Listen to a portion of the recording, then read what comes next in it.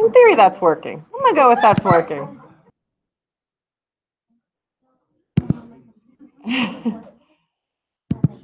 For our team on Hangouts,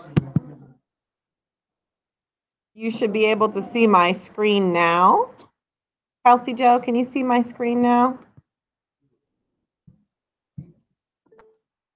Yes. Is it making you dizzy also, or are you seeing things okay?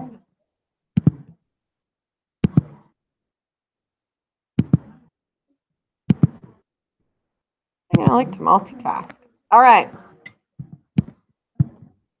Here we go. I'm going to lead this with saying there is not a definitively correct way to do a CMA. Right. So I haven't messed up yet. You can read 10 books from 10 brilliant different brokers and have 10 different strategies for doing a CMA. You may have taken 10 classes in our office about how to do CMAs, and we are all going to have different opinions. You can have 10 different appraisals. I have a house that just had 3 different appraisals because it involved a relocation company, and all 3 appraisals came in $25,000 apart. It was a $75,000 spread and a $600,000 home.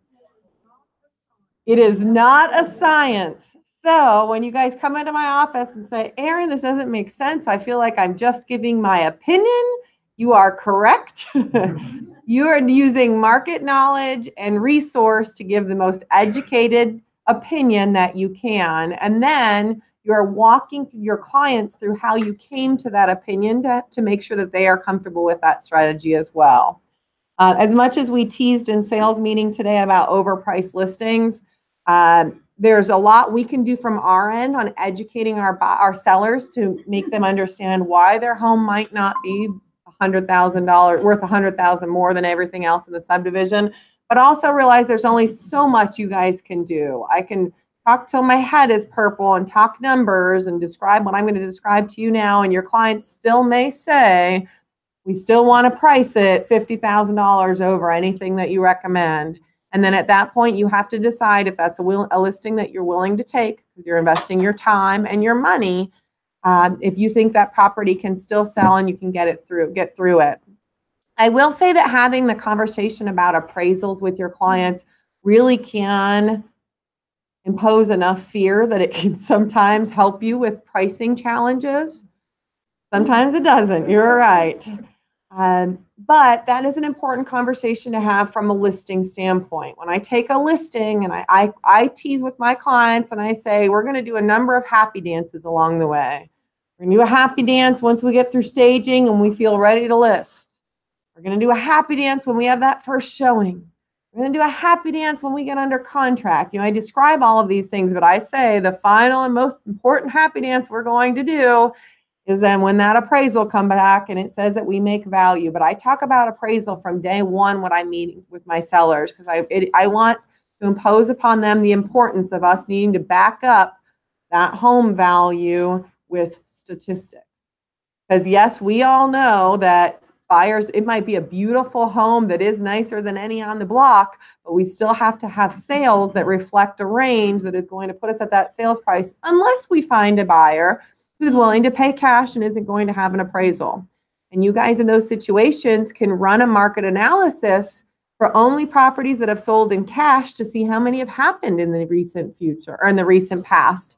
And I've had to do that. I have had clients say, well, I'm going to hold out for a cash offer then. And I have listed a home that was grossly overpriced that we would only accept it. We could only market to cash, knowing that that was the situation. It worked out for them.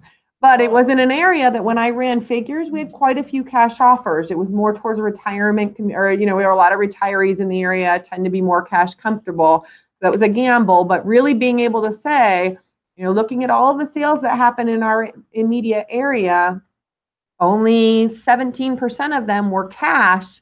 You need to know that we're cutting out, what's that, 83%? Yep, 83% of our potential buyers in overpricing this because we might not get through that appraisal hurdle. So understanding, being able to communicate the appraisal process, creating a picture. You know, We might find a buyer who loves your home as much as you do and is willing to pay $25,000 over market. You guys go under contract, you get through repairs, you have movers pack up all your stuff, you're under contract in that new home. The appraisal happens and the appraiser says it is only worth what we discussed today. These buyers can no longer afford to buy this home and they have to back out. They have to back out, which means you have to back out of that new home that you just paid for an inspection. You can describe what happens in that transaction falling apart and painting that picture. So that should be a conversation that you're having. If you feel, I talk about appraisals even if I'm priced right, but I really talk about appraisals if I feel like we are above the range where I would like to be from a pricing standpoint. Any questions there? It sounds terrible, but scaring up front can go a long way.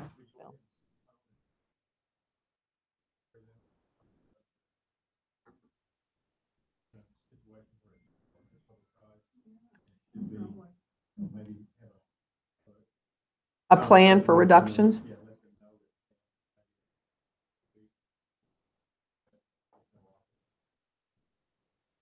Absolutely. That is a great point to make, Bill. I do, if I'm taking a listing that I know it's a gamble, that I'm willing to take the overpriced listing, but only if we have a plan for potentially really selling in the future. I've written listing agreements where in the special provisions section, I've written in, and you can, special provisions you should never be using on a contract. Your clients can write in there. We do not. If you ever run into a situation where you're working special provisions on a contract, talk to us first.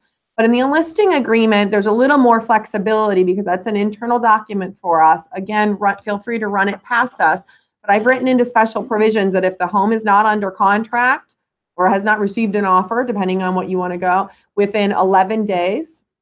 I say 11 days because a listing is new in the MLS for 10 days.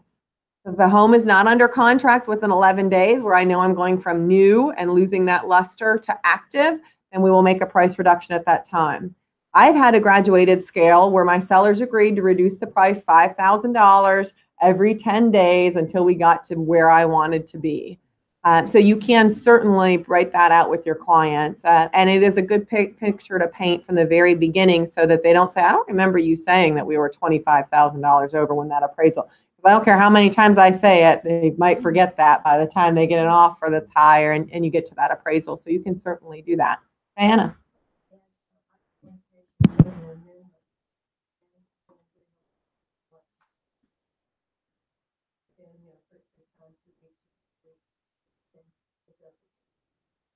Mm-hmm. Yeah, so you can put it in the original listing agreement. If you make an agreement after the original listing agreement happens, then there is an amendment to the listing agreement, and that's what you use for any change. Just on a kind of a side note, somebody in the room was talking about doing a bonus, a realtor bonus, which can be an effective way to drive traffic to a listing. If you're doing that, that's a change of commission. So unless it's coming from your 6%, your commission, then you need to make sure that you amend the listing agreement to include that additional commission bonus. So perfect. Great strategy for it. And I've used that. Unfortunately, I hate to say it, but there are some agents who show properties more frequently if there is a bonus on that property. So I have driven traffic that way. Well, I'm going to pull up that address you gave me. Yes.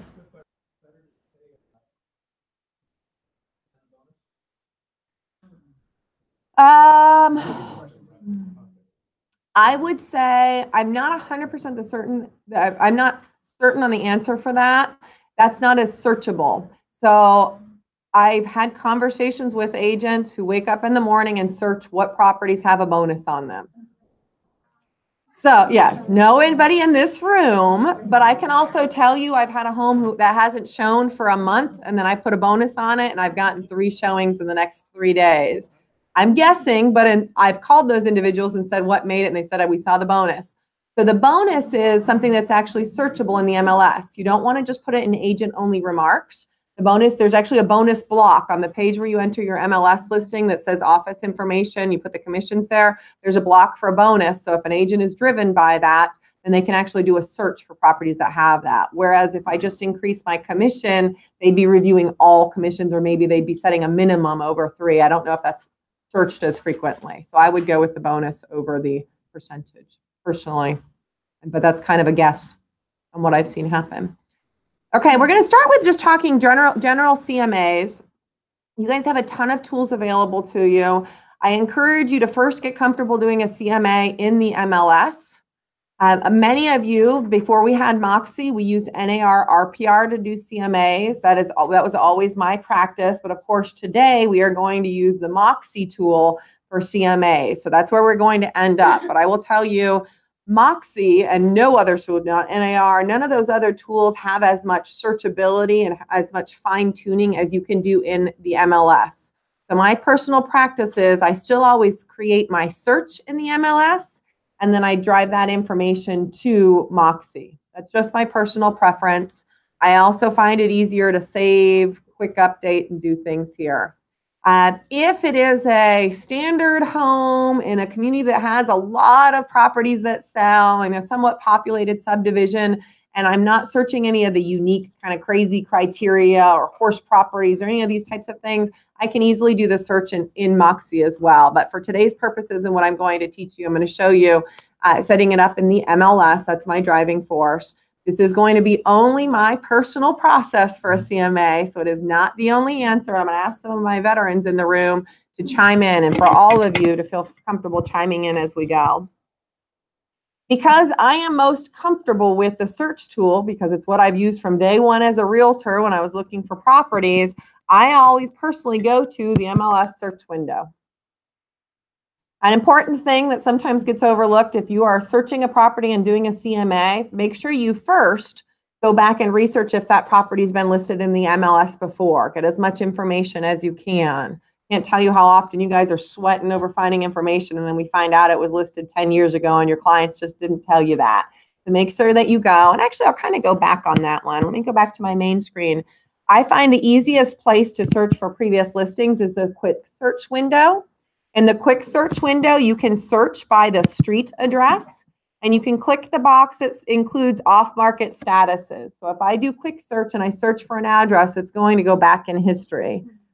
Bill, your address that you are researching is 909 Desert or Desert? Desert is always two, because that's just one. I know, but it's got one on there. Is it Desert? I know. I will always like that old. Yeah. Maybe it is desert. I'm assuming it's Desert, but I was just making sure.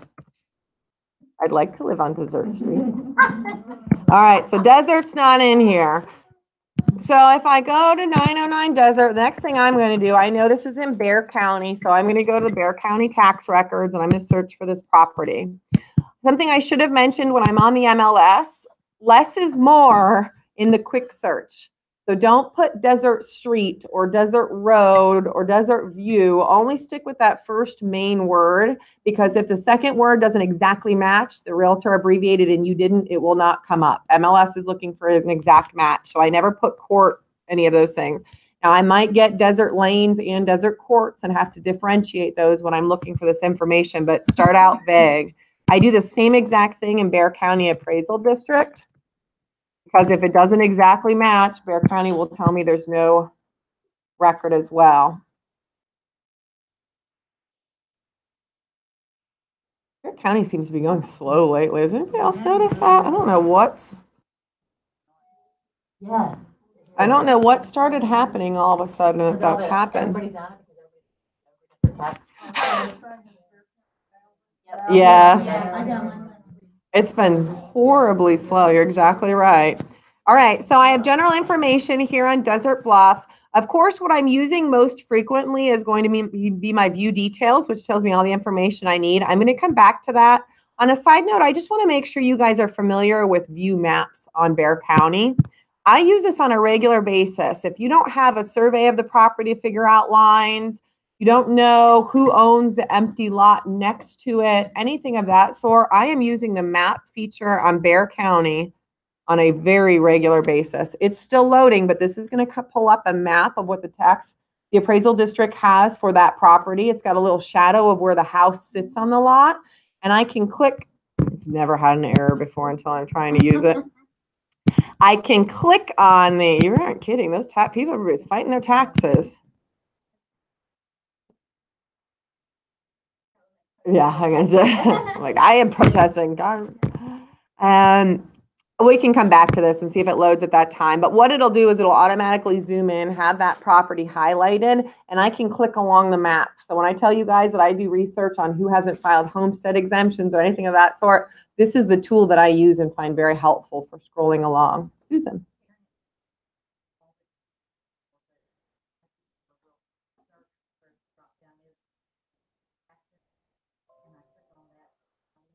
Yeah.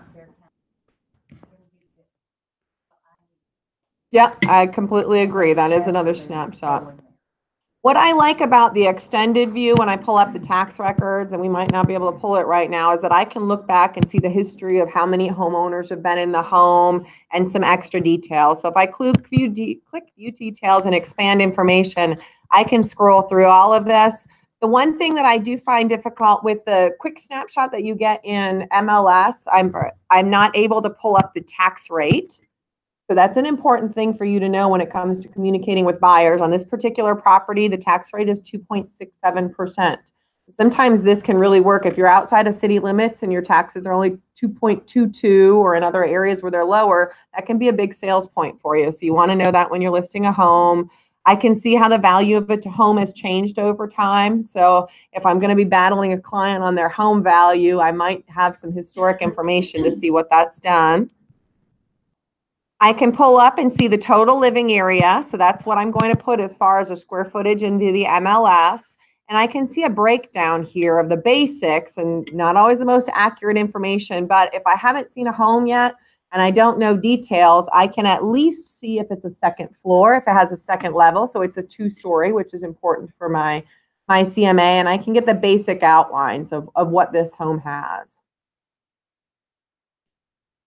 I can scroll down, I can see land value versus home value. And with this one, this example that we're looking at, I can see the history. If I didn't know the builder, this is often a place that I can find that. This is a Pulte home. I can see when my current homeowner purchased it. And somewhere along the lines, it looks like he added a second or wife or somebody else to the deed of the property. Everybody read that about the same? Because it was originally just Drew on that. They might have refinanced. He might have gotten married, whatever happened. Something happened where I added a second spouse. Checking to see who the grantee is important, because you can also go to title to assist you with that, but you need to know if there's a second party that needs to be signing that listing agreement. Sometimes I've gotten to a listing presentation and like I'm the only owner, but I find out that the divorce isn't final, or mom helped purchase the home, so she's on the deed, didn't show up right on tax records, but if she has rights to that property, she needs to be signing that listing agreement as well. So I always research here.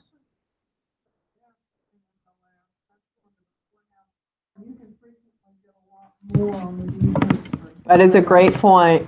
And also utilize your title off your escrow officers before I go to a listing presentation. If I have time, my courthouse retrieval is my next step of really digging in if I don't have a lot of information about a couple. But then above that, if I have time, I'm going to go right to title and say, I'm potentially listing this property. Tell me everything I need to know, and they'll pull all of that information even further for me. Cindy.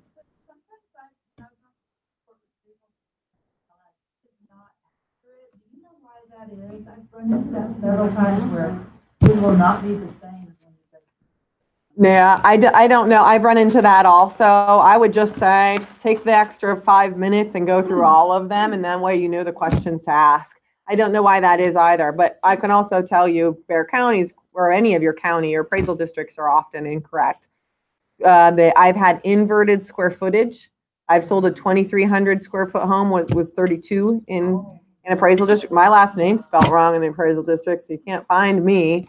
So there are a number of things. It's typos when people are data entering, I expect. So you're only relying on this as a starting point for information that you're going to verify with your sellers. Oh, the appraisal value, I will address that.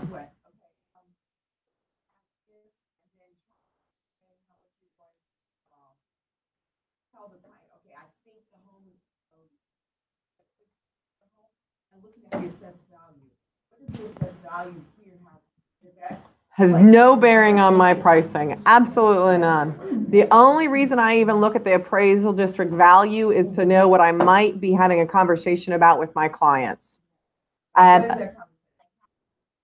Yes.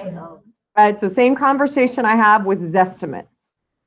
So Texas is a non-disclosure state.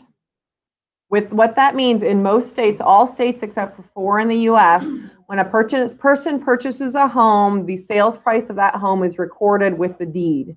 So it is public knowledge. In Texas, that knowledge is only given to realtors through the MLS.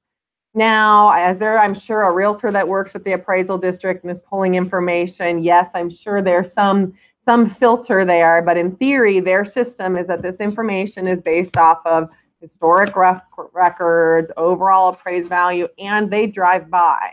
I've gone with my clients to the appraisal district to battle value, and I've sat through the little interview process just so I could experience it and describe it. And I'm not exaggerating that I had a situation that when we got there, and their home was overvalued in the appraisal district by about $50,000 in a $450,000 range. And the reason was the day they did a drive-by, the people who lived next door filled out the little form that went to them after they closed from the appraisal district that said, you can help us build knowledge on taxes by filling out this form and submitting it. Tell your clients not to fill out that form. It is not required. They filled out that form. And then the day the appraisal district did their drive-by in the neighborhood to reassess, those people had not mowed their lawn and it looked like hell. The trash cans were outside. It was a beautiful home, but just looked really bad that day. So that home was deemed, the one that they had a value on of $400,000, was deemed in poor condition for the subdivision. My client's house was nicely mown lawn, looked pristine. It was considered excellent condition. So their home value stayed the same. My clients jumped up $45,000 it was $40,000 in 1 year because they drove by and the neighbor's house had not been mowed. So the appraisal district, broken system in my personal opinion. Anybody wants to chime in on stories, but it is baffling to me on the information that we use for coming up with our appraised values. So tell your clients to be aware of that. I send out, when those assessments come out every year to my sphere of influence, I send out a little letter that says, if I can provide you with comparables, please don't hesitate to reach out to me. And it is a great way to build a reputation in your subdivision. Just make sure you let people know that they could go battle it and they could lose and it could get worse. I've also heard of people going to battle their value. It worked against them and then their value jumped up even more. So it opens up everything for discussion. So.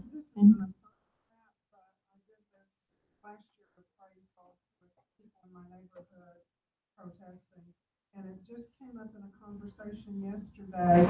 I had 7 people in my neighborhood call to get me to do CMAs on lots. Because whether it was a vacant lot or the land with a house, the lot price doubled in my neighborhood. Oh, wow. I told all of them, here it is, I'm sending it to you, but just know they're on target. That's what's happened in the market value in this neighborhood. Got it. My next door neighbor called a day or two before the deadline, gave them the same spiel, and the wife, who's a financial advisor, said, Sandy, is there anything different about our neighborhood? And I said, we're struggling with all those more northern new developments creating serious flooding from runoff into the creeks in our neighborhood. And I gave her some sites, get some data. They got their lot protests cut. The other people did not. So it's not always market value. So if you get somebody wanting to know that for a protest, think about where they are and is there anything, some big, huge manufacturing plant went up next door, something like that. Good points. Well. So when it comes to battling tax records, well, all I do is the same thing I describe. I tell them exactly what I just said to you. It's the same as a Zestimate. In many other places, these entities have a much better or more accurate information to go off of when they're originating averages because that information is recorded. But in Texas, the only time the information is recorded is if somebody's reporting it outside of the system, outside of MLS, which would be if a homeowner fills out the form, which means it's information coming from the homeowner, which is not always accurate. And a lot of that data comes from corporate entities that fill out the form, which don't always sell the same. Foreclosures, those outliers that we know can be extremes that really affect the numbers. So be aware of it from an appraisal standpoint. You guys can quote, Zillow flew down from New York and taught a Zillow class for us. And literally the woman from Zillow said, Zestimates are not accurate in Texas because they don't have enough information to go off of. So be aware. I'm using this just for data information. When you're entering square footage into the MLS, It's going to ask you where you got that square footage from. You're either going to pull it from the appraisal district, builder plans, or an appraisal. You can't just take that your clients say it's 5,200 square feet and plug that in. MLS says, what's your data to back it up? And it needs to be one of those three places. Chris? Is there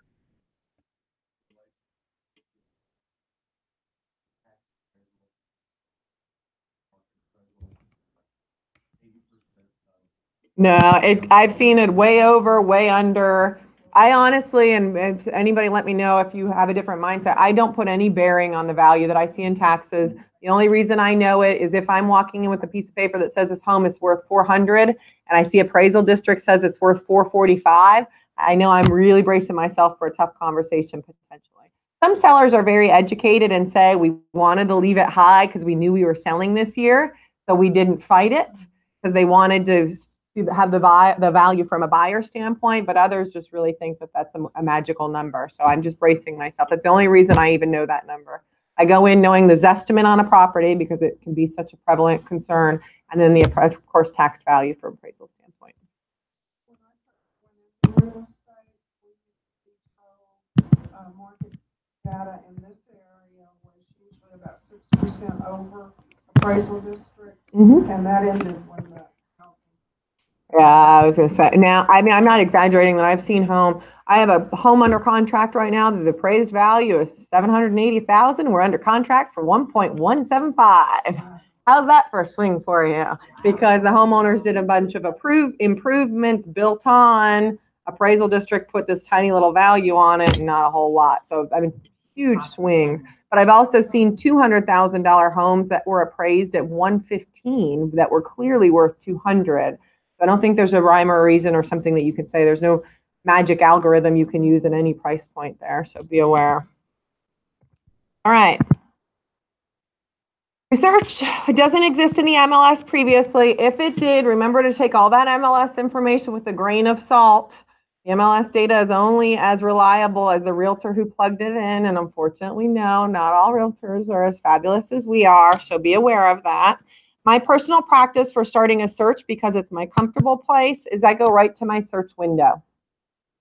I am a big fan of listings, so you will see that my search criteria window looks a little bit different than yours if you haven't customized it. You can go into your preferences in the MLS and change what you want to have automatically appear in the search window. So I've added a few things. I've even changed it so that the moment I start searching, solds come up in my search as well, because I'm more often with you guys doing a CMA for you in the office and I'm not out working with buyers on a regular basis. So just be aware that you can go to your settings and kind of customize this screen for the things that you are looking for. For instance, I don't think, unless they've changed it, that square footage is one of the common search things. I've gone to my preferences and added square footage to my search window so it pops up every time and I don't have to go add it. Pools you can add. Number of stories, last I knew, was not automatic, and I believe number of stories is extremely important in doing a CMA. So I've added that to my general search window. So every time I come in and search, it's there. Yeah. Because when I do transactions with people, I like to know how much real estate they've done. I'm nosy.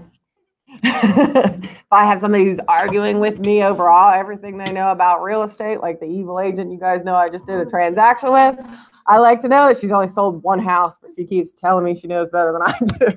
Via. You'll go to your preferences. So up to your photo, you can customize your entire main screen in MLS to change tools, change what shows up. There's a lot that you can do to make it more comfortable for you. And each MLS classes, they go through different information depending on the instructor. For the CMA purposes, I am going to have my active properties included, all of my active properties. I don't put as much weight on those because they haven't sold. I don't know if they are also the queen of the land of overpriced SEBA, but I do include them so I know what I'm competing against. Most important, I'm going to include my sold, pending, and pending showing for backup. I do not include my expired, canceled, or withdrawn because those are typically expired, canceled, or withdrawn for a reason that often has something to do with pricing, or issues, foundation issues, something extreme that would affect their value. So I don't personally include any of those. Yeah. Pending showing backup can really be used for anybody, any seller that has a contract that is pending but is still willing to show in case the transaction falls apart, can use pending showing backup. Active RFR, for any of you who are not familiar with it, right of first refusal, means that the seller has a contingency on the property but can consider other offers through that contingency process. So I include that as well because that shows that it's gone under contract. So I've included all of this information. What was our square footage? Bill, you here? We have your property you were looking at.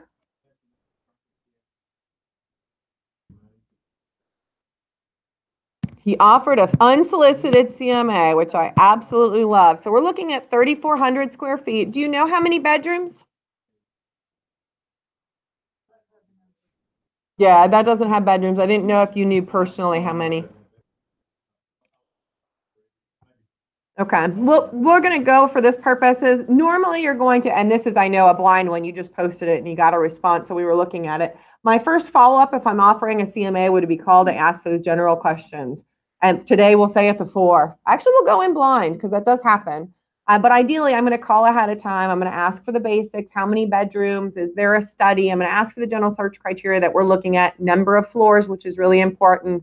And big one, I am going to personally ask before I'm ever doing a CMA, if I can, what they feel their home is worth.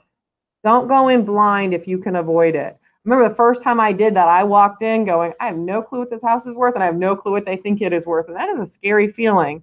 Ask them. You will get people who will respond to you and say, I don't know, that's why I called you.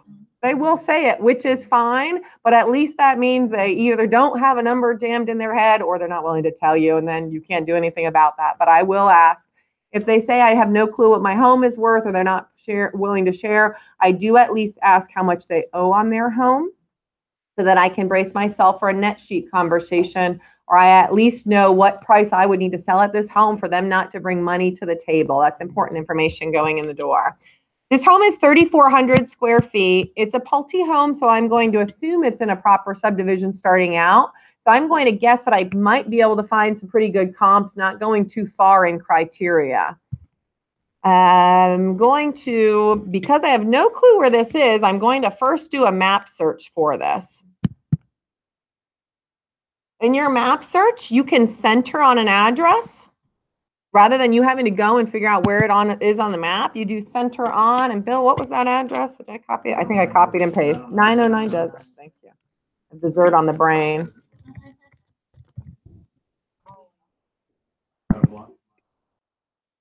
Are we right around the corner? I was going to say my dot barely moved. I'm going to do just a quick search to get a subdivision name. If it's a proper subdivision, I'm normally going to use the subdivision name to do a search so that if there's a gate and I don't know about it, I'm not going to run into a problem that I accidentally caught a house from another subdivision in my search. Iron Mountain Ranch. Okay, you would have saved me. What I would have had to do is look at these results now, see that it's Iron Mountain Ranch and put it in. I am normally going to use the subdivision name to do a search, and this is kind of subjective. If it's a subdivision that's one main community, it's a defined subdivision and it's clear. I do that because if I'm working with new construction and an agent doesn't know to fix the map location of their property that doesn't show up in the right way, and I draw a map around it, I'm going to miss comps. And I'm not exaggerating that I've started with a map search in a subdivision that was built 4 years ago. You would think it'd be fixed by now. It was not. And I only found 3 of 17 comps because there were so many that were in the wrong place on the map. MLS is Bing based, not Google. Drives me crazy. So because of that, I'm going to go to subdivision, and I'm going to personally use common or legal names. So no matter how the agent plugged it in, it's going to come up for me. I'll use the magnifying glass and I'll type Iron Mountain Ranch. I am not going to just type it in because if I am one character off or the other agent is, it's not going to appear. So anytime you have a magnifying glass, utilize it. Iron Mountain Ranch, and I start here with just my subdivision, no other criteria, and I hit the count button. Because at this point, I'm going to find out if I have a fair number of comps. My system defaults to the last 6 months. I hit count to see, okay, 8 is a decent number to work off of. My personal preference is I want at least 4 comparables that have sold that are in a good finite range. I mean, not a huge, broad range. Sandy, what would you say your minimum is for number of comps you want for a sold? Yeah. Yeah, and you deal with a lot of the outliers. My minimum I'm hoping for is 4 if I can get it, and then I start broadening criteria. You can't always do that. Yeah, I'd rather go further back in time in San Antonio because we don't have huge fluxes. I'd rather, if this number was only 2, I would rather go back to 9 months and stay in this subdivision and go further out in other subdivisions in a shorter period of time because our market is pretty stable. So that would be my recommendation. I will also tell you this time of year where we're going into the busiest season, this is a personal preference. I often will go back to 12 months to see what homes sold for in the summertime, which we normally get a higher price per square foot in the summer. So it's my personal practice going into the busy season. I'm going to actually look at this from a 12-month standpoint. Perfect. That's exactly what I would like to as well. And I saw a hand. Yeah.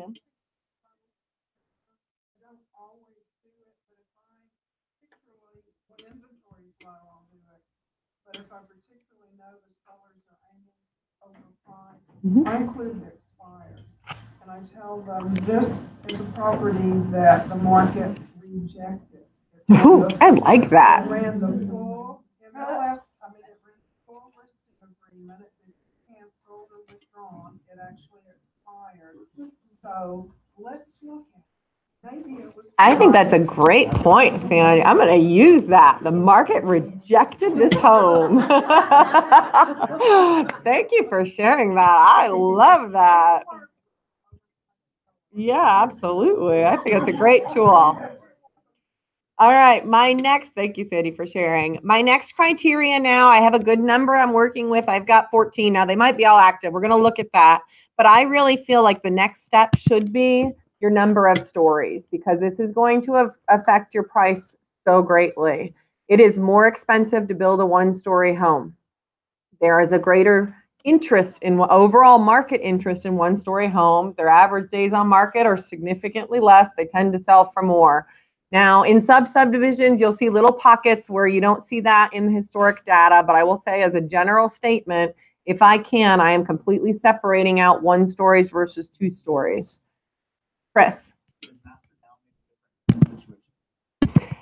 It does, but it can be awfully hard to find comps for just master up or master down. If you're in a highly populated area, you can actually section that out and see how those numbers vary. I would run a broad CMA, and then I would do a second one. And sometimes I walk in with 2 pieces of paper. This is what I found in my broad search. This is what I found on my master up. Or master down, whatever it is. I don't ever take out master up unless I have some outliers. But if I'm selling a master up, I'm going to look at just master ups if I can. That can be hard though, because there's so few and far in between. Really what I'm telling my clients is there's a lower marketability. We have fewer buyers in our market. So if I'm looking at a range of where we should be, I'm normally shooting for the lower range of that. Any other concerns? Yeah, I went 12 just to look at our summer months and kind of give us some numbers to look at. I'm going to limit this to 2 stories. If you have a 1.5, a lot of agents aren't even using that 1.5 box. A 1.5, technically our MLS says, is a bonus room and potentially bathroom upstairs. So all main living is downstairs. You have a game room or some type of room upstairs. So that's a 1.5. If you're doing a 1.5, I'd look at both the 1s and 2s and see if you're seeing a trend and kind of shoot for that. Anybody else has any concerns or preferences there? I would say I am curious on this, and we're going to look at it. Sometimes if I'm in a subdivision where I have 2 very different builders, or if I'm a subdivision that has different alcoves, that I have different price points of builders, of course, I need to differentiate those. So I can either do that by listing the builders themselves, but this will eliminate some of our unknowns that people put in. Your alternative is go and drive that street and know where those differentiating places are in that subdivision and do your map search. Does that make sense? Be aware of that. If I didn't have enough results, if I didn't come up with a fair number of comps to work off of, I can start including other subdivisions. But again, if I'm doing that, I don't know San Antonio well enough to say this subdivision's just like this. I would have to go out and drive those subdivisions and say, yes, this also has gated access, similar livability. I think if a buyer is considering mine, they would also be considering the subdivision. So you have to think about those things from CMA to CMA. Let's take a peek. I'm down to 5 comps and 2 stories. There are a lot of 1 stories in those comparables. So I'm going to click view results here. I've got 4 sold and 1 active option. It's a good sign. There's not a lot on the market right now. It's good marketability. Oh, is that one a foreclosure? No. Ah, you have 2 different ways to look at this. This screen doesn't tell us a whole lot, but it does tell us, of course, our listing price or our sales price. LP/SP, if it's still currently listed, the active option is showing me the list price, but as soon as this closes, those that closed, it's the actual sales price that appears there. This is a good snapshot, but I have personally modified my snapshot. So I'm going to show you 2 things. You have the CMA summary, which is built in automatically for you. If you click on the 1-line summary and scroll down to CMA summary, this is going to separate out active properties, pending properties, and sold properties, and it's going to do the math for you on averages. You always want to look at cumulative days on market, not just days on market, because that's the total time it's been on market if it changed hands, went to a different realtor. But if I go down, of course, I'm going to put the most weight into my solds. I can see my average days on market for this subdivision or for my comps is 149 days. Median, average. On average, these are selling at 97.56% of the list price. I can get general data here. I can even get an average of what the seller's concessions are going to be. So if your seller's saying, well, we need to price it higher, because I know people are going to ask for cash to closing, you can even say what's commonly happening in this market. So that's informative information. This is what a majority of the people, this is Reagan and Alberto, are most comfortable with the CMA summary. How many folks utilize the CMA summary on a day-to-day basis? And that is I'd say the more common preferred way to snapshot. For some reason, my brain doesn't wrap around this very well in differentiating. So I personally have modified my own view. If I go back to my original list, you guys can modify and have a view of these listings that has any information that you want. So if you click modify, you can create a custom chart that shows you exactly what data you want to see. So it's your personal preferences. If you do a lot of business in areas that have acreage and you need to be able to see the acreage on every snapshot, you can add or subtract. So currently selected fields are what are going to show up. I can remove some of these and add other fields from the left so you can get a better snapshot. And then you can call this whatever you want. I have one that I've called per square foot. When I look at that snapshot, I can click on this top. And when I go into a listing presentation, I can say, this is my view of what I look at. I always hand them the pretty version of the CMA, but then I say, this is the pretty version, shows you the photos, but this is what I'm analyzing when I'm looking at this. I say the lowest price per square foot we've seen is 85. The highest is 114. I have the list price next to the sold price. And then the information that I find valuable when I'm describing this. Status, number of stories, list price, is there a pool? This helps me with looking at trends. If I have 30 comparables, and I'll look at this.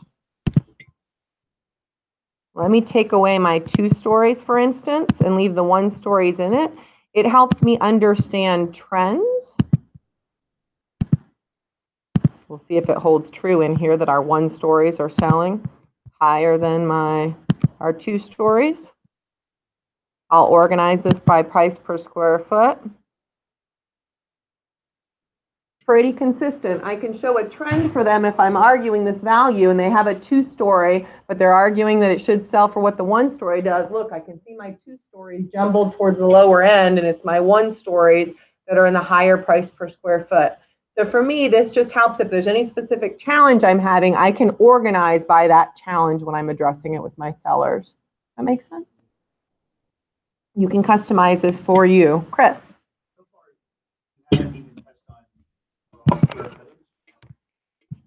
I haven't. This was pretty tight cluster. So if you ask an appraiser, they're going to start out finite, what do they say, 250 square feet lower or higher than the square footage on the home.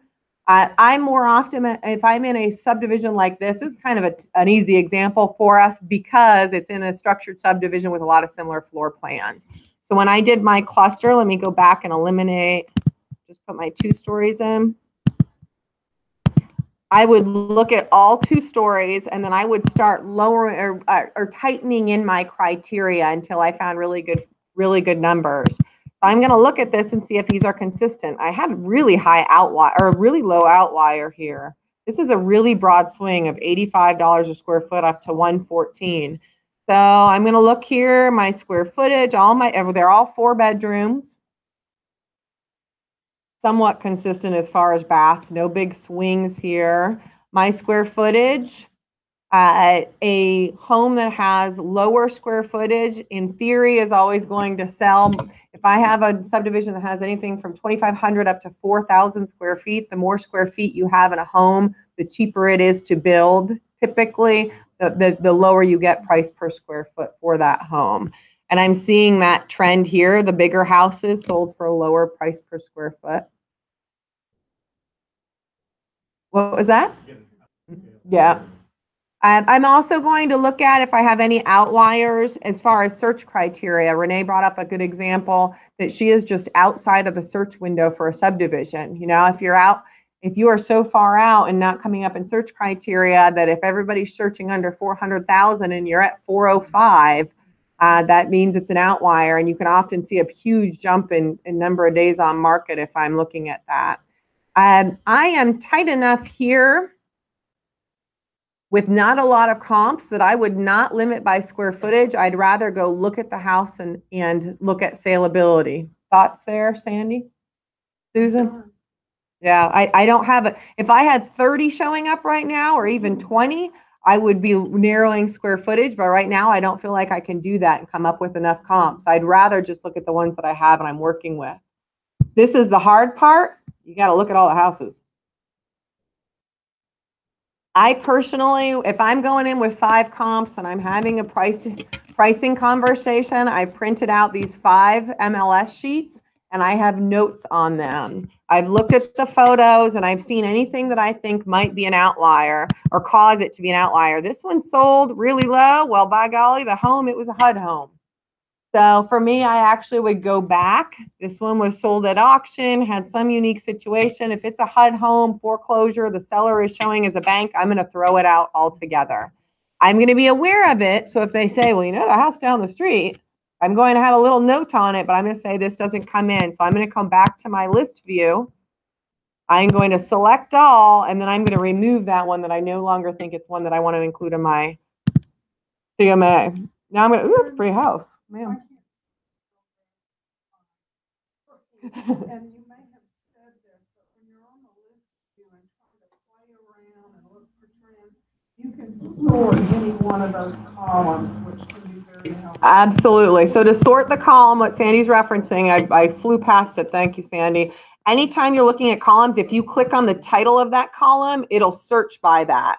And if you hit it a second time, so let's say I want to alphabetize the street names. If I hit it once, it alphabetizes it A to Z. If I hit it again, it goes from Z to A. So I use this on a regular basis so I can look for trends in price per square foot, in number of stories, all of those things. Thank you, Sandy. So now I'm just reviewing these comparables. Really close about, or really curious about this high-end one. Sold at $114 a square foot. It is one of the smaller homes in the subdivision, so that does drive up price per square foot. It's got a 3-car garage. I'm going to be making notes on all of these things that I see that add value. I'm going to see how many, if it's 3 sides masonry, if it's 4 sides masonry. You guys learn these systems as you go along and what adds value. And don't hesitate to ask us if you have questions. I'm going to look at how it shows. Does it have stains all over the carpet? You know, those types of things that really can just scare a buyer off. And I'm going to go item by item, making notes on my MLS sheet. There's a number of stairs going up to the front of the door. That can be a challenge for sales. I can also see that my garage is lower than my main living, so there's probably stairs in from the garage, which can be a challenge for selling. I'm going to make notes of those things that if I was out showing these properties. Pricing, they do. And there isn't a figure. I can't tell you it's $10,000 less if there's stairs into the front door, but I can tell you if I have things that are working against me, then I'm going to be at the lower end of my square footage, for probably the range that I'm recommending, than I am the higher. And I know for our new agents, we got to just help you with looking at houses. Look at houses in your subdivision, start following those trends so you can see what the house sold for, go back and analyze it and start learning those trends. Stairs to the front door, stairs into the garage are a big challenge. Usability of the yard, the lot, unless it's a view property. If it's really sloped, that can affect the value for buyers. What's my other big sales folks or sales points that I'm looking for outliers? We can kind of go through. Yeah, exactly. Backs up to commercial property. Good point, Susan. Update, yeah. Oh, yeah, power lines. Updates, look at it. If I'm going through and I've got 10 comparables and 8 are updated and the other 2 are not, and my property's updated, I'll take those other 2 right out. And again, I'd rather, if I'm not finding exactly what I want, I'd rather go back a little bit in time and make a slight mental adjustment for that. I'd rather go 24 months in the same subdivision to look for good comps and then just know that we've seen some good appreciation, that I can be a little higher than that. And as you can see, this is subjective. I'm scrolling item by item. I'm looking for anything that means it should be completely thrown out. The HUD is an example of that, but I'm close. I'm comfortable enough that these would be my comps going into the subdivision or going into this listing presentation. Be real curious about that 114. I'd have a real strong conversation saying that this is very high. I'd be willing to battle that. I don't know if we're working with a 3-car garage, but I'd know it by the time I walked in the door.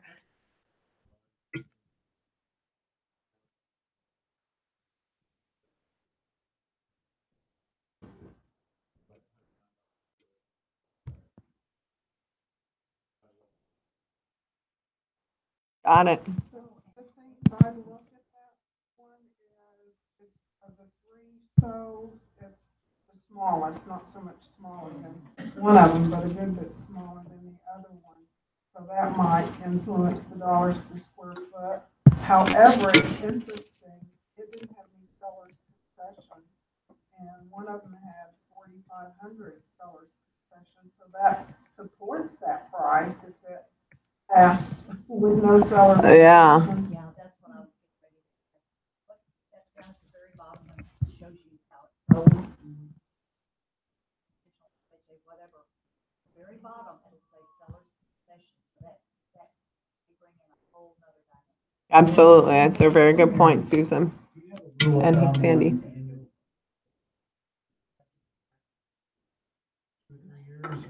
City average last year was 3.2%. Is that right? 3.2% appreciation. It was, yeah. If you look at San Antonio proper, it was a little bit higher than that, but overall, I'd say 3% has been pretty consistent for us over the last couple of years. There are some pockets that have been a little bit higher. You can do your own little evaluation of that, and you can do a CMA for the last year, a CMA for the year before that. And I've actually had to do that to see and then just looked at a CMA summary to see what the average price per square foot was. You can do that. Yeah. Seller's concession. It's very important because the seller's concession is the amount of extra money the sellers paid to cover some kind of buyer's closing costs. So when you negotiate a contract, paragraph 12 is a section that you fill out that is what the sellers paid in addition to their normal closing costs. They paid fees for the buyers, which effectively drives down the net for the seller. So if I'm making an offer on a $300,000 home, but I'm asking for $5,000 in seller's concessions, really I'm telling my sellers are getting $295 for that house because that comes off of their profits. That makes sense? That's shown at the bottom, seller's concessions here. It'll also, if there were seller's concessions, it'll describe what it was. If it was a home warranty, also counts for seller's disclosure, closing costs, or repairs. So that'll be differentiated.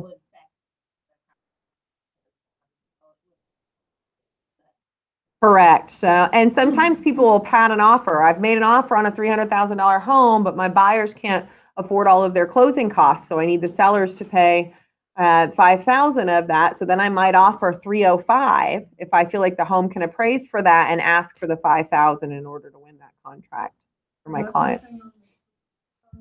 Mm-hmm.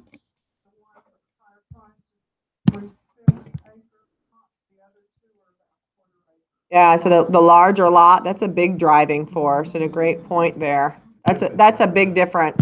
I probably personally, because this is such an extreme difference, I'd probably, if I know enough about this home going in, which it sounds like you sold them the home, you know enough the basics, I'd probably take that 114 right out. I'd mention it that we had one, but it was really high end.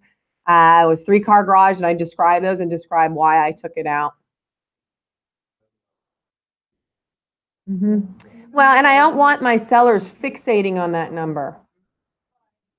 I don't, if the second they see 114 a square foot on that CMA, I can talk till my head is blue and that is all they see. So I will make sure, I don't want them to think I'm hiding something from them. I am going to educate them on that comparable, but I'm going to tell them that I eliminated it because I didn't feel like it was reflective of the market for their home. I didn't feel, I can say there's 52 houses that came up for sale in their subdivision, but I picked those that were right fit when it comes to pricing their home. Questions? Chris, in a perfect world, if I had 20, I would be going with it in 250 square feet, high or low. I'd be following what I believe an appraiser is going to come up with.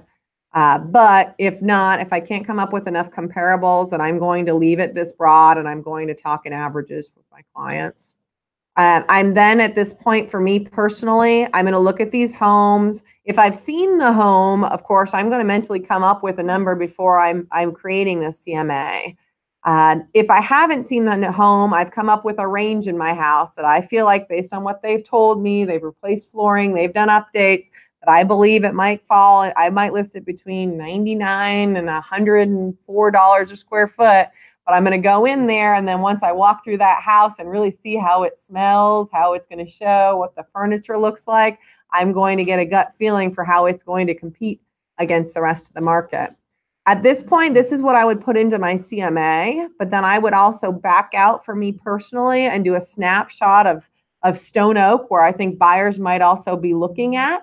And I'm going to see how many homes are on the market in general that I'm competing against, that are in my range. And in that point, I'm going to do number of bedrooms, the general price range. If I think I'm going to price this home in the 375 range, I'm going to search up to 4, and I'm going to see that if people are out looking at homes here, what am I competing against? Because if I only come up with 15, I'm more comfortable inching up towards the high end of this range. If I come up with 60, I've got a lot of competition. I need to explain to my clients that if they are very motivated to sell, we've got a lot of competition, and pricing it accordingly is going to make the home sell a lot better. I know this is a hard training because it's so subjective, my personal opinion. Anybody chime in on experiences that you've had? Objections that you've run into in doing a CMA and talking through it with your clients? Yes. Every one of them. Yeah. You are rural. Means you've got it. You can go broad. And again, historically, yeah, you guys are. So what are the big, would you say your biggest differentiators that you're looking at from searchability would be land? So size of the lot. I'm looking at both 1 or 2 stories. What else are we looking at? That's really, I would start, again, I start as broad as I possibly can. I'd narrow to those things and then see what I come up with. But I mean, Well, Find out the price for acre. oh, no. It's a great question and mindset.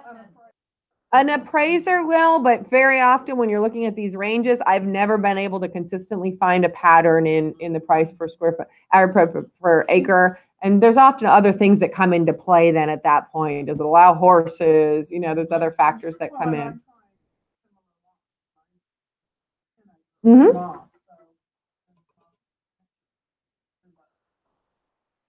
Yeah. Mm-hmm. If it's usable acreage, I can have a 1 acre lot that has more usable acreage than a 5 acre lot that goes off the side of a hill. Absolutely.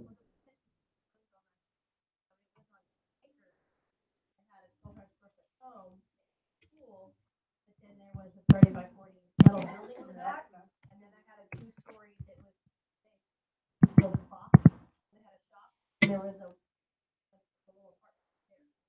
So my appraiser, right, when we were getting because we had to bump our funds a little bit, he kept saying, "Well, I would see this as a duplex or a fourplex." In the years I've been doing this, but he said, "Let's see if the lender will do a 1-story with guest house." Right. And storage. So we had to go. It was the deal with the appraisal. And this all comes back to when you're going through these, if you have any of those outliers, even if you don't have an outlier, go to the appraisal, go to the appraisal appointment and provide your comps that you utilize so you can justify that. Especially if it's a unique kind of property, they kind of like sometimes they do a la carte kind of thing with the listing agreement and included an appraisal as part of the package. Maybe you could up it to like 65% or something where you could be reimbursed at closing if the property closes. So they would be reimbursed. Oh, sorry, they'd be reimbursed if they canceled or if they withdrew it. But if they sold, they would absorb it. So you can mess around with the numbers all you want. That's a really great point. But with some of those unique properties, it might be worth your time. So I tried it out with a friend that had 5 acres in Bulverde. It had a horse stalls. It was a custom home in a floodplain. And I was dealing with friends, And so to me, it was worth the money. Yes. I had an appraiser come, and they wanted to still list it higher than even what the appraiser gave the range. But it gave us some real numbers to be able to talk about in the use of property. So we listed it, and then we listed it higher, and we even negotiated higher than the recommended. But when we were countering, I was able to say, now you realize, even if we counter, we still may not be able to get, the appraisal says this. Of course, they didn't know the appraisal. And one other thing, they were several hundred feet off. They were several hundred feet, not several hundred, like 500 feet smaller than the appraisal district had listed. It was a great money I spent all the way around. But anyways, recommending an appraisal is a very good idea and a great point. On a different kind of property. It costs about $1 million. Yeah, between 350 to 450 on a average size home. They can jump up. I've seen them as high as 600, but that's normal, or that's a little on. You have questionable square footage on a house, everything you have is different. Appraisers will just come out and measure for $100 to $150.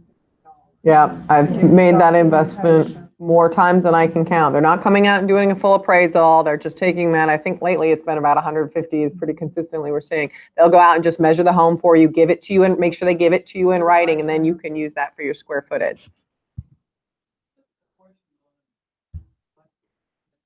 Mm-hmm.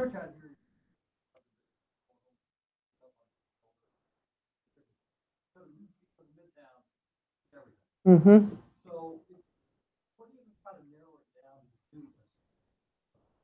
I'm going to use a map search, and you're going to have to drive around. If you don't know the area, if you know the area well, then you're going to find similar streets that are as well kept, typical same years, ages of homes, age and updates. And you can search by has recently been rehabbed. That is one of our search criteria. So make sure that you are, whether you have or have not, you're searching the similars there.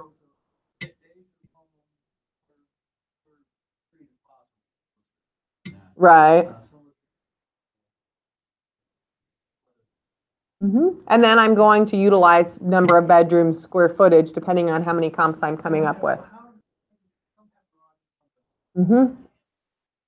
I'm going to try to be a like property. So I'm going to, if I have a garage, I'm going to try to only include this with those with the garage, and I'm going to be careful not to include those if the garage has been converted. So again, I'm just trying to get as similar as I can. If I can't come up with 4 really good properties that are in the same price range, a good cluster, then I'm going to throw in those that are carports and see where those fall compared to mine with garages, and maybe make an adjustment that's similar. If I see that every carport house is about 2% lower in sales price, then I'm going to make that kind of adjustment to accommodate, looking for trends. Yeah. The more that are updated, the more meaningful that is. And not even the historical, just the regular. No, but a lot of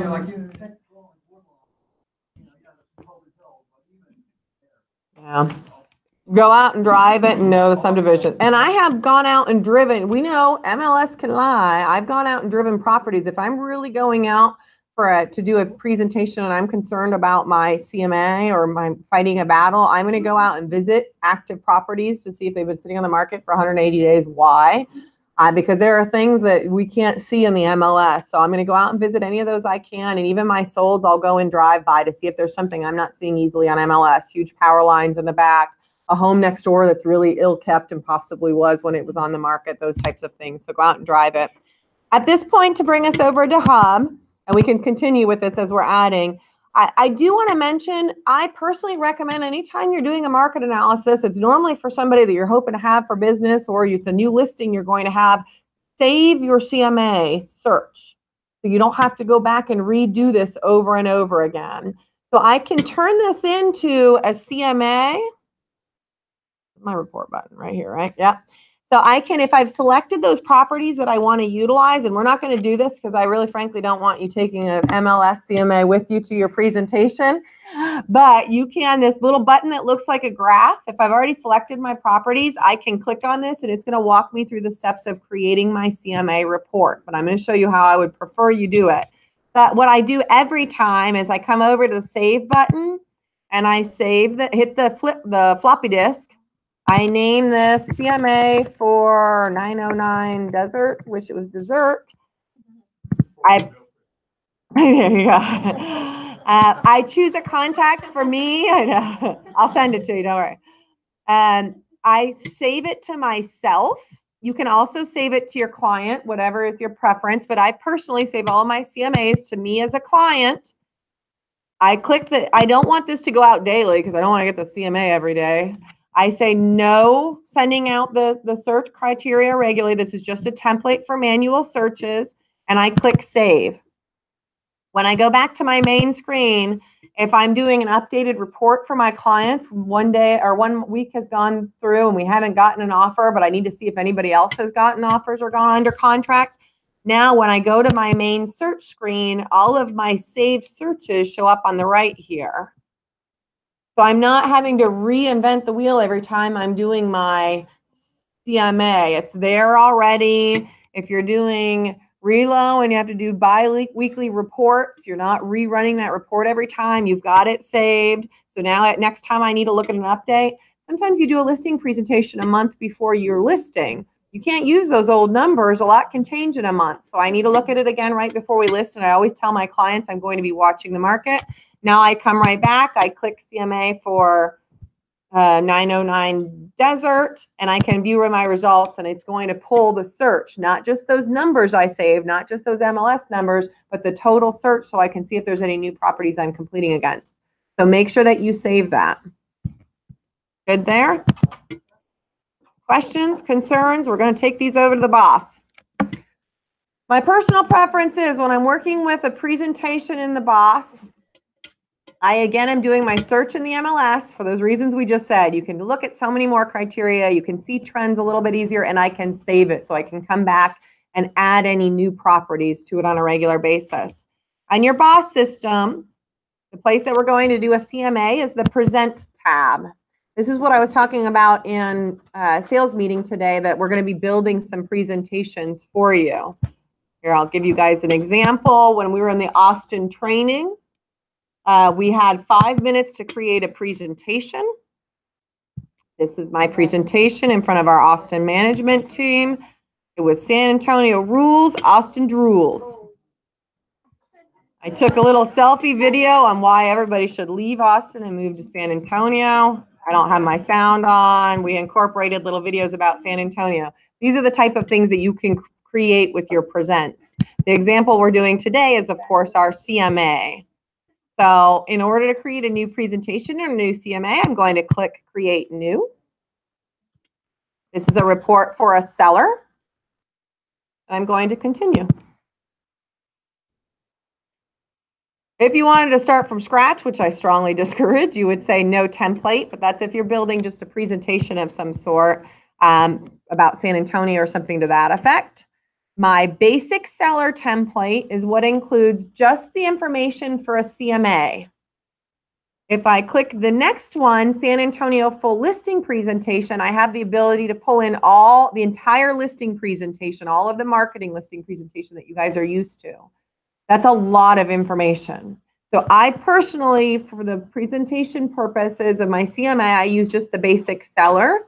If I'm trying to win somebody over that they live out of town and they've asked me to run a CMA, plus I'm trying to sell them, I might go the next step and include all of it, and maybe pare down on some of that information. You can use the whole template, apply all of them, and then cut down to only what you want to include. But again, I think it ends up being like 70 pages by the time you're done if you do the whole listing presentation.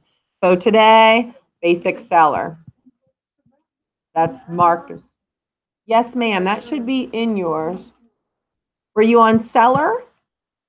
And then do you have just no template? We'll have to look at that. I wonder if it's just not loading right now because we have so many people on. Yeah, hit the refresh. Oh, I need to look at that, Sandy. Remind me, we'll look at that. I don't know what's happening there. We might just reset you and start over. Okay, so basic seller template. I'm going to click continue. I'm going to name this. Remember that your clients don't always know what CMA means.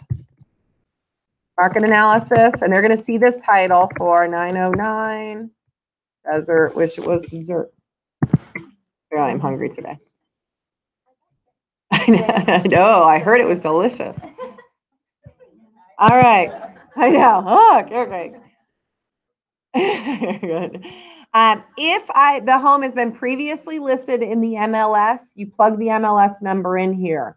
It is magical. It pulls the photos. It pulls all of the data in. You can do that. You can include those photos because this is auto-populating from MLS. Moxie does what it needs for copyright purposes. So you can use all of that, send that out, and project it out into the universe. If I don't have an MLS, it wasn't in the MLS previously, I'm going to manually enter this information in as much or as little as I want, depending on how much I'm trying to, bluff, I believe, impress these folks.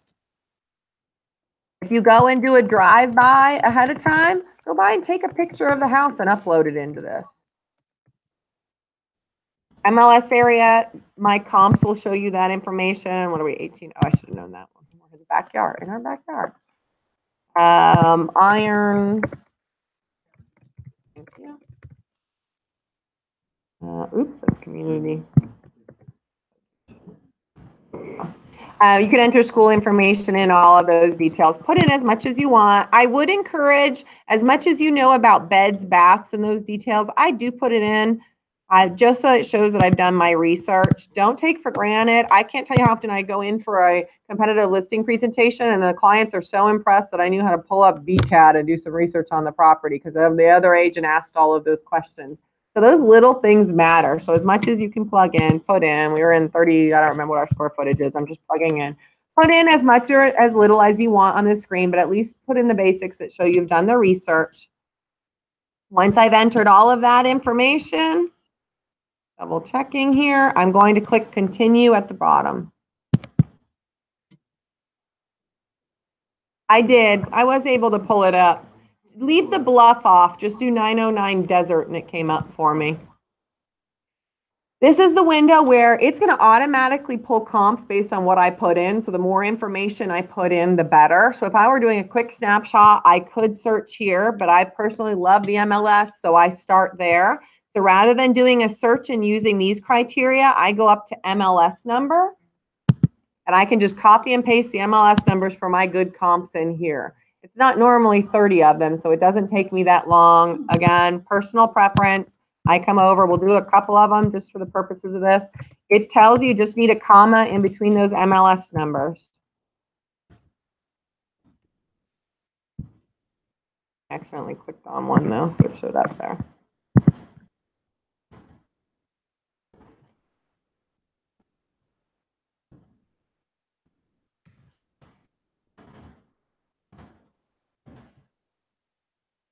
All right, plug those in, not going through all of them. Once I've done that, the big trick that's hanging people up, you have to hit the search button to narrow this down so it doesn't have every comp it came up with.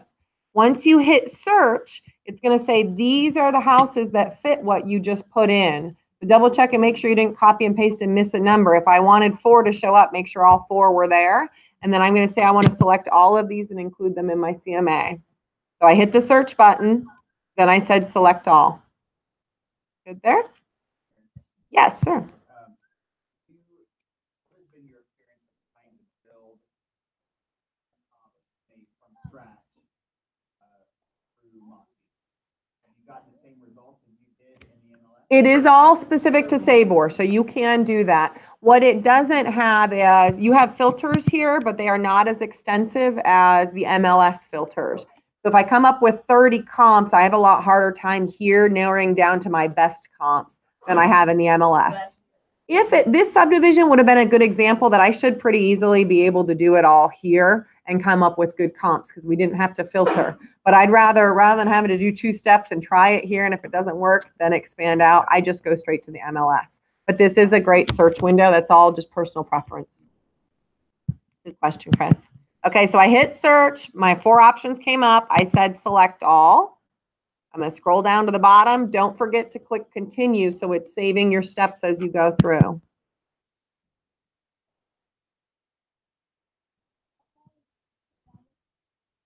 I can make adjustments. If there was anything, I've got somebody I need to mute here. I can hear somebody.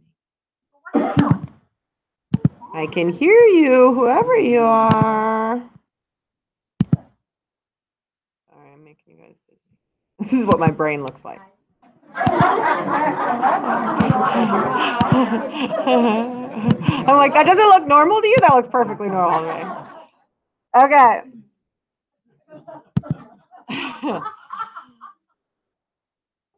Yeah. Okay. If I had that question we had about garages versus carports, if I was including some of those that I needed to come up with enough comps, but I needed to make adjustments, I could make those adjustments here. So be aware of that. Copy to custom listing replace. I haven't utilized any of these. I personally haven't found the value, but I have utilized edit remarks. You can add notes that help you later that if you're presenting this that address any of those outliers or things that you need to note. This is a larger lot. This is a 3-car garage versus our 2. So you can make notes here that your clients can see in the end. I'm just going to throw in something that says this is their, it's the whole MLS listing. Aaron's, nope, 3-car garage. So that helps me later that I don't have to remember all of those details. So you can make those adjustments. You'll see where that appears later. I'm good with these comparables. I've added all of those in. Brian.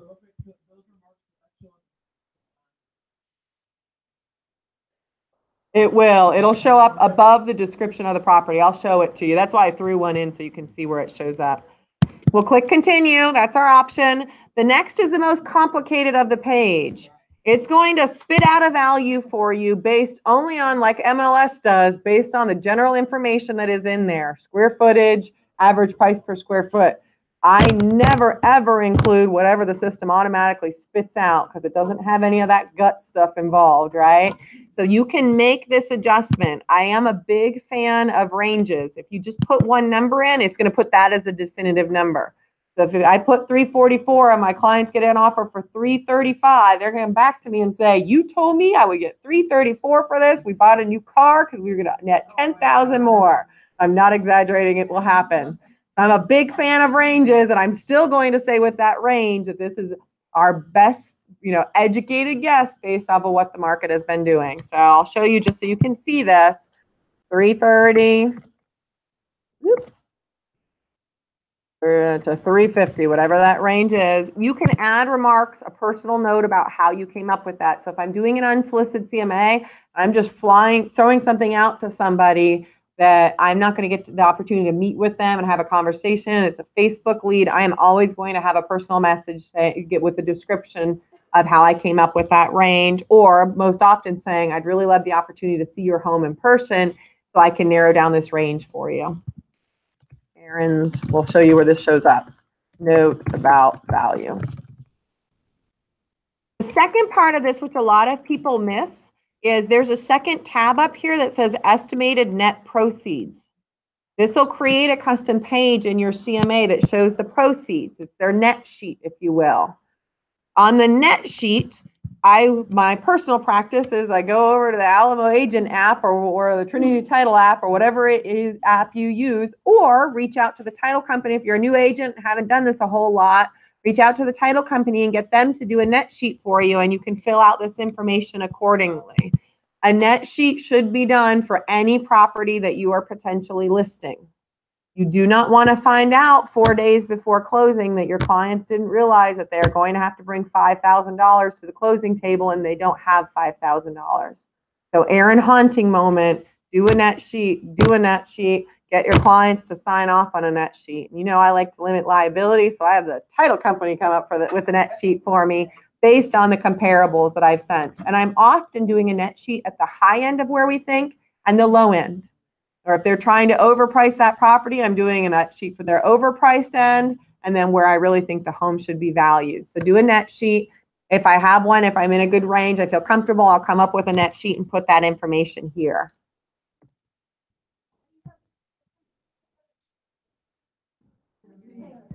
To eliminate me clicking the wrong button, frankly. If I got the estimated taxes were wrong based on the closing time frame, that fluctuates depending on time of year. If I miscalculated I don't know my tax, the HOA, my tax rate, 2.4, all those things vary with what they're going to net at closing. Yeah.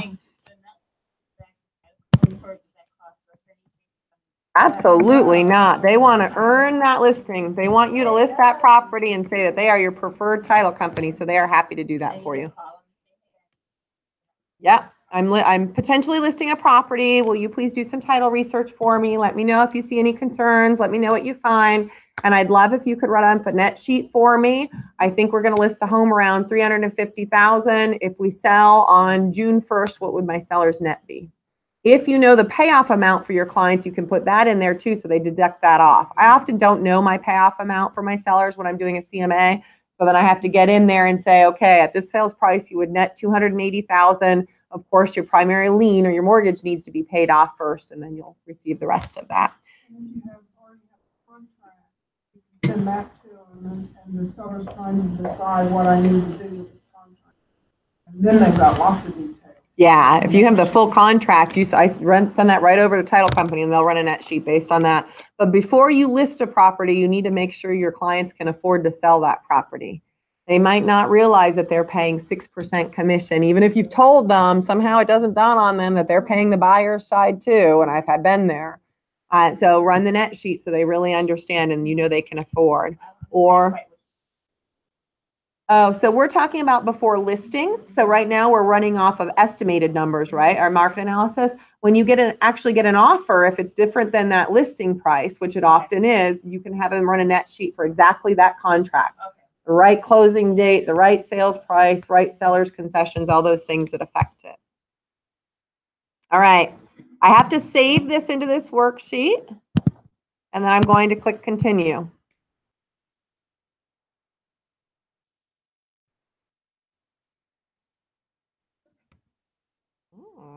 I forgot to save something along the way. It's yelling at me. Save and override.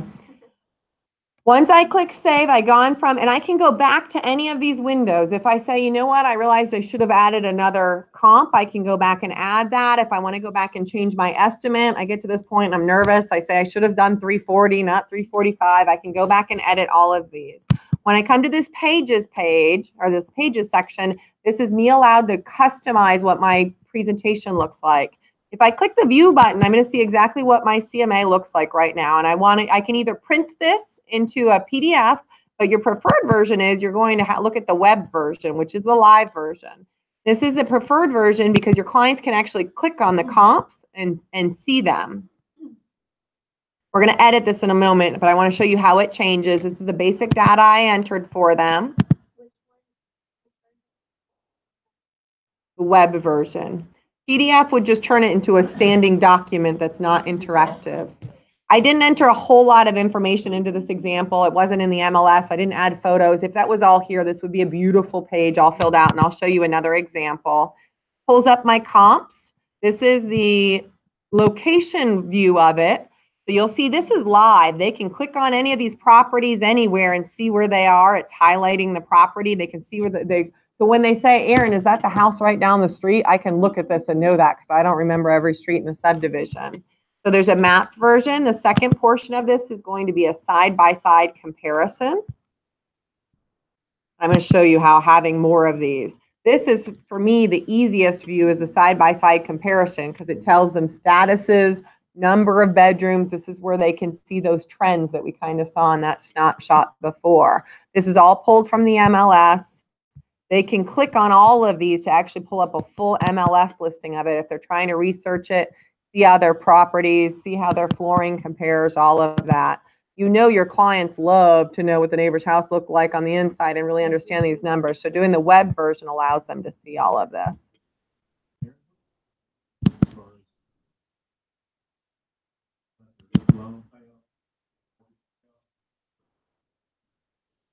I ask every time. I'm going to ask, what do you think your home is worth? And then how much do you owe on your home? I would. I do. If it's an unsolicited, hey, I just want to know how much equity I've built in my home, I might not. But it's especially helpful if it's a property that's not been in the MLS. I have no clue what they paid for it. I'm at least getting a ballpark. So this creates, and I'm going to show you an example where I have even more. It creates all kinds of presentations and information for you. It shows you home averages, the average square footage, average lot size, average days on market. It's a beautiful version of what the CMA summary does for you that I think is a little easier as you get used to it to read with market trends. This is a particularly powerful tool if you have a lot of comparables. You can see that the higher the price gets, the longer it stays on market. You can show some visuals of trends here. So if you're battling somebody who's trying to overprice, you can show them that the higher the price in that subdivision, the longer that price stays on. And this one is price versus the size of the property. So I don't always include these, and I'm going to show you how to customize this. But if it works to my favor, that trend helps my argument on the pricing, I'm going to include those. Estimate comparison is a comparison to the Zestimate. Because we've seen this is such a big problem, we included this automatically. So this tells you that the average Zestimate is 14% higher than how a home is going to sell in this subdivision. That's a big swing, and this automatically tells that to them, saying, yeah. This shows you that the average Zestimate is 14% higher. Yeah, Zillow's estimate. We included this. You can delete it if it's not pertinent for yours, but we included it in case it is a battle you're running into. I always like to know. It's going to tell you on averages. Yeah. Nothing to do with your. Correct. Nothing to do with my CMA. It is for that subdivision on average. This estimate always shows 14% higher than what the home is actually going to sell for when it's reported. And from my recollection, like Zillow is so they don't have the correct information because they're not Correct. solely. Yeah. So it is only for my comps though. It's comps because it can't read all estimates and how they reflect. It's for my comparables that I've pulled. Yeah, to clarify there. This is a section where I have my price range, my average, and of course my remarks that I wanted to include. So if I'm justifying something in my average or asking for the opportunity to meet with them, this is where this is going to appear. Net proceeds. Again, I didn't enter a lot of information in my example, but this would break it all down for them, just like your Alamo title app does. Your bio is automatically pulled and always included in any of your presentations. It's pulled from what you've uploaded into Moxie. So it kind of finishes up talking about you.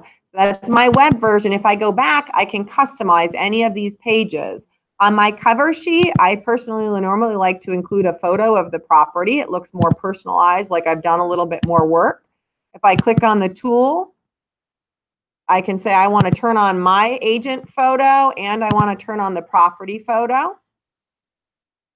And I come back. The property photo had to be entered in the subject property section. So I'd have to go back here and add that photo.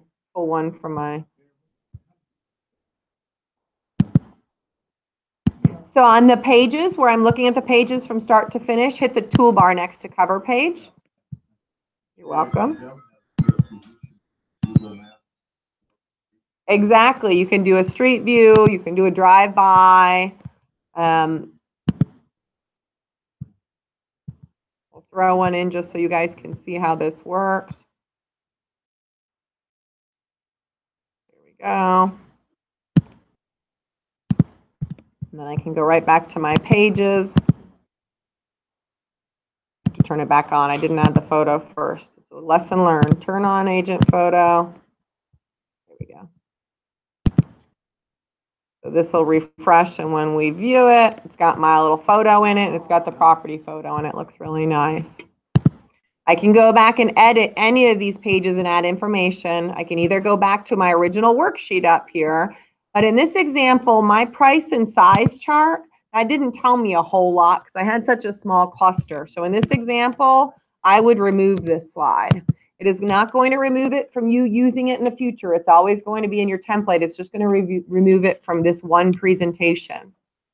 My price and days on market didn't tell me a whole lot. And some of these views, listing location map and the side-by-side comparison are the two I use. Listing overview is just blocks of all of the listings. I think that's a little repetitive to this for me personally. So I tend to turn off that slide because it's the same exact information, just a different way of looking at it. So that's personal preference. I remove that one as well. Yeah.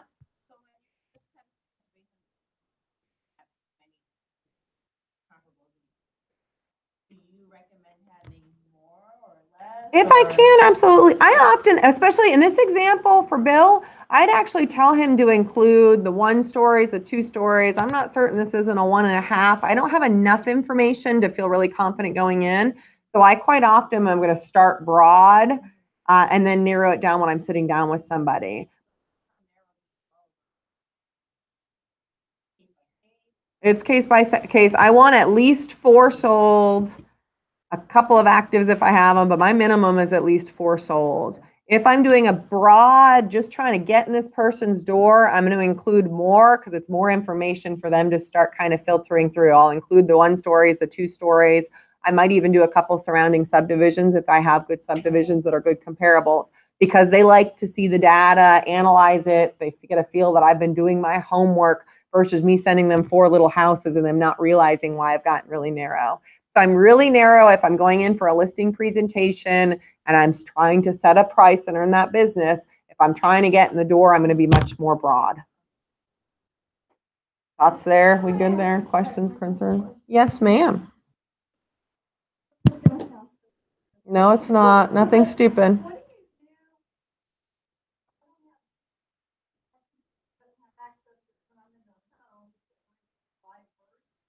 Not a stupid question at all. So if you can learn to use a hotspot on your phone, which I would encourage, that is my preferred. I really encourage you guys, you're going to be in a pinch at some point and need access to your computer. I've written an offer on the back of a car because there's 2 other people in the house saying they're writing an offer. You know what I mean? That's not your ideal. It's a rare occasion. But even when I'm at an open house, I don't want to sit there for 3 hours with nothing to do. Or I've had people come in that want to see the house next door. I want to schedule a showing, those types of things. So I would encourage you to learn, go to your phone provider and get them to teach you how to do that. That would be my big recommendation. The alternative is I can download this as a PDF and print it out.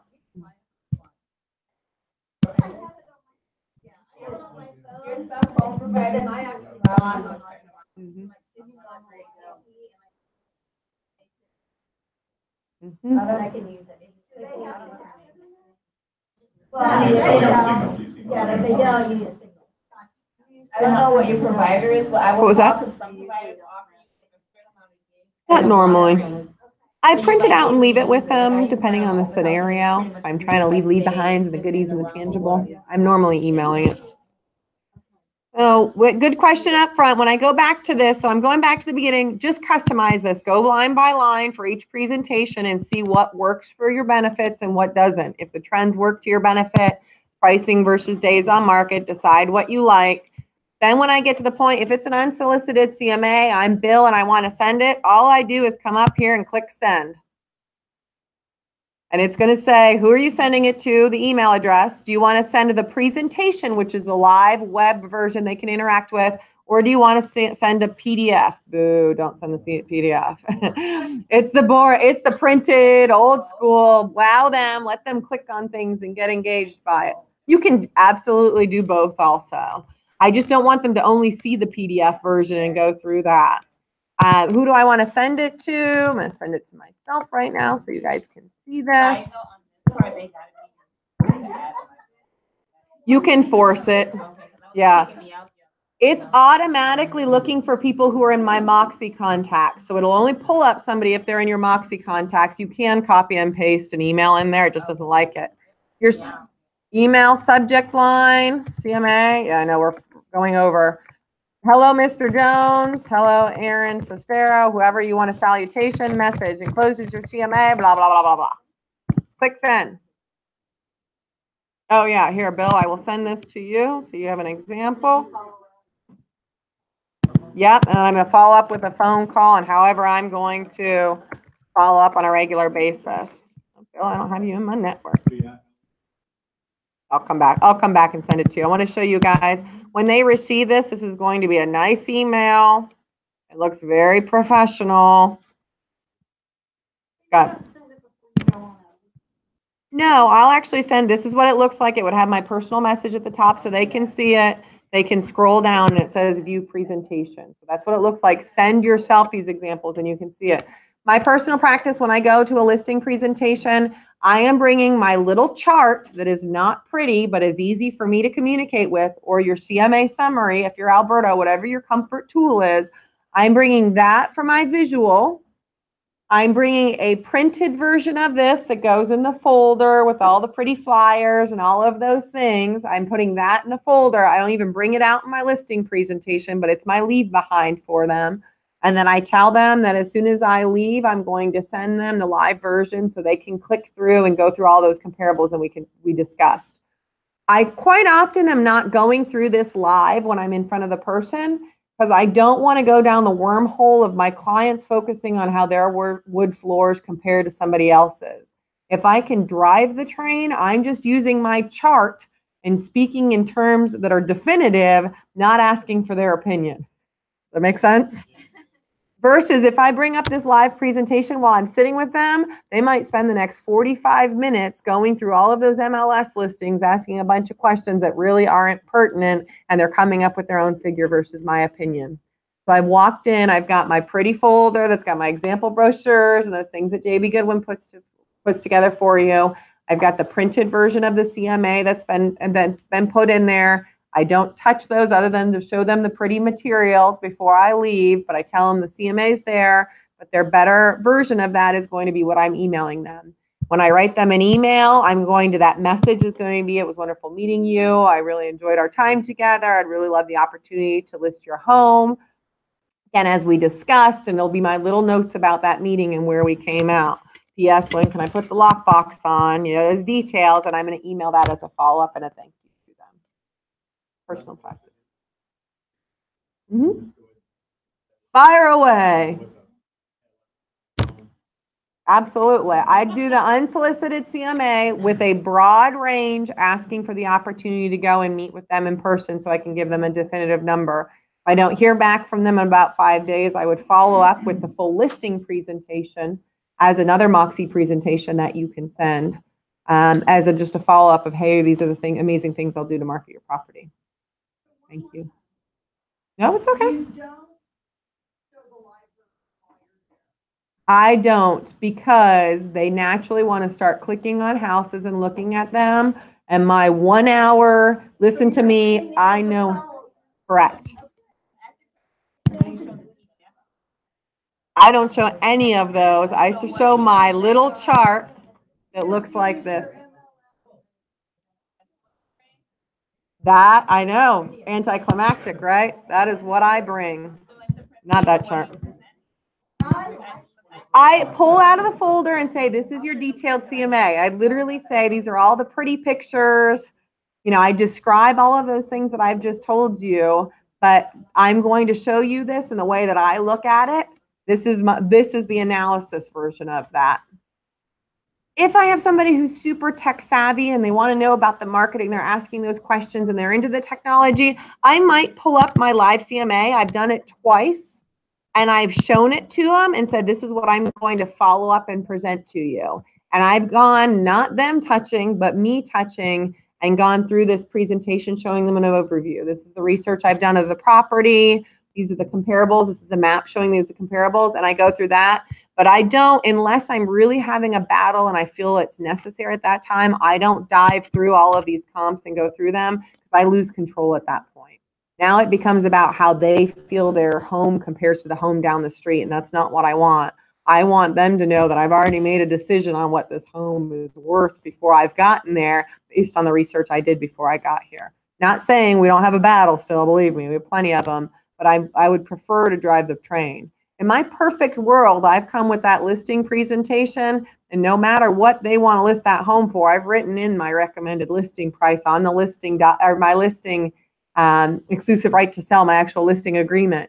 It is a lot harder for somebody to get the gumption to say, no, we want to list it for $5,000 more if they have to physically cross through that and initial it. So that's just general sales. If you go in and something's completed, people are a lot more confident in listening to you. So I'll go in.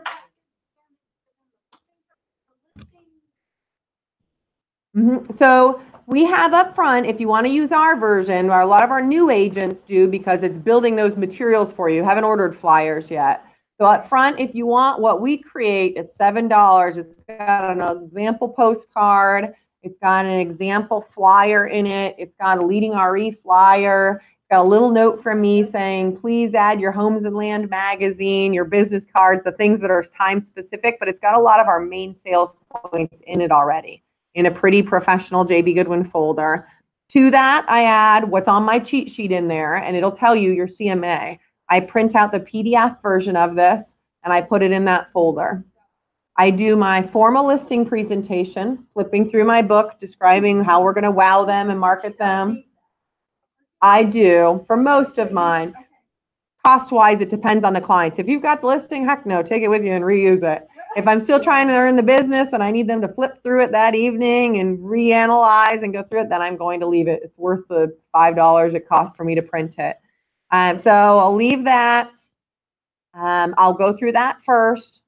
After I go through my presentation and I've earned their trust in marketing, then I'm going to take on the sales, the numbers. Don't turn them off with numbers before you do anything else. Win their business first. Wow them. Then I'm going to go through the figures. Then if this was a stressful scenario, yep, that's my little sheet.